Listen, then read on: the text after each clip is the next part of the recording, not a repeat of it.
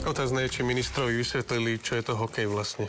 Možno si to naštuduje na internete, ale poďme späť opäť do našich končín. V Tešedíkove totiž mali rušný víkend, riešili sa tam tabule s označením obce.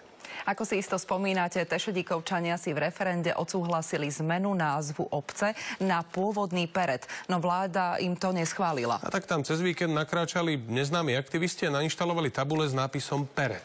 Je to však protiprávne, takže úrady ich museli odstrániť. Teraz tam nemajú ani jedno, ani druhé. Napriek tomu, že vláda pred 2 týždňami neschválila vôľu väčšiny voliacich voličov, Tešedíkovčania majú od včerajšieho popoludnia predsa len Pered. Zhotovili im ho anonymní aktivisti organizácie Za dvojjazyčné Južné Slovensko. Celý postup dokonca zverejnili aj vo videu. A to je napriek tomu, že Pered je názov z 13. storočia. Podľa vyjadrenia predsedov 3 strán ľudovej platformy pre denník SME má slovanský pôvod. Pered zostal Peredom len do 11:30 dnešného dňa.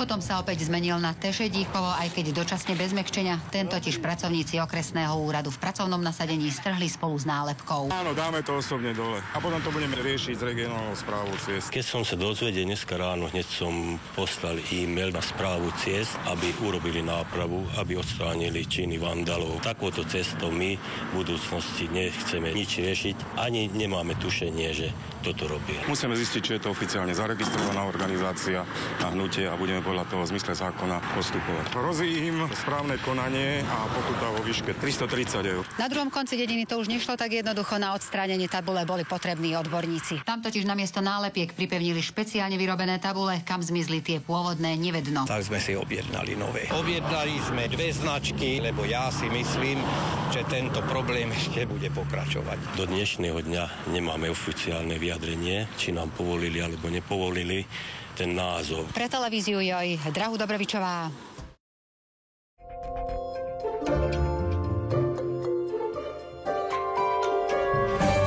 Táto skupina aktivistov sa rozhodla zobrať spravodlivosť do vlastných rúk. Dali si monterky a z Tešedíkova aj bez vlády urobili Pered. Video z ilegálnej akcie napokon zavesili na internet s odôvodnením, že iba počúvli hlas ľudu. Chvála Bohu, aspoň čo bolo, to je.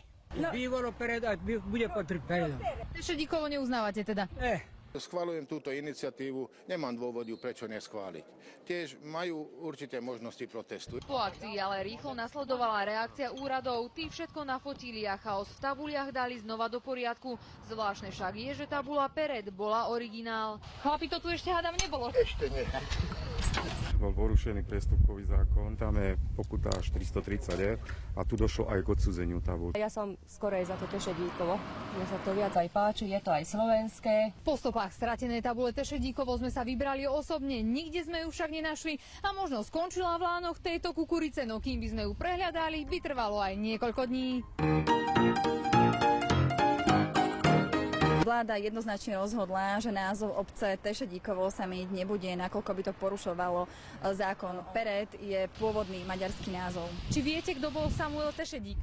Poviem čisté pravdu, ja nebudem šáliť, keď neviem. Samuel Tešedík je pritom významná osobnosť maďarských dejín, miestnych ale hnevá, že sa volajú po niekom, kto v obci nikdy nepôsobil. Nesprávny názov obce nakoniec skončil v tejto dodávke, no a cestári si robili žarty, že možno skončí u nich na stene v dielni.